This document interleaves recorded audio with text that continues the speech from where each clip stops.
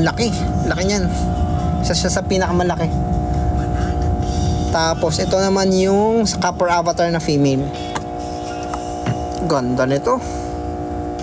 Wala tayong black samurai, boss. So yan, dali, tabi na natin.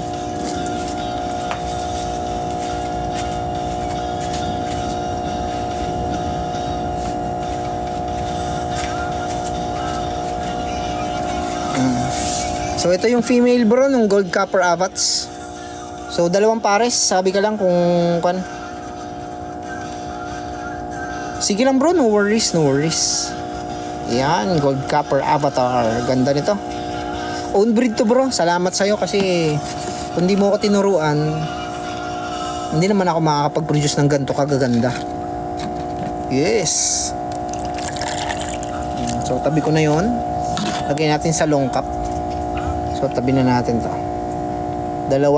Isang blue avatar female, isang gold copper avatar na female, tapos yung kanina, yung blue avatar na male, saka gold copper avatar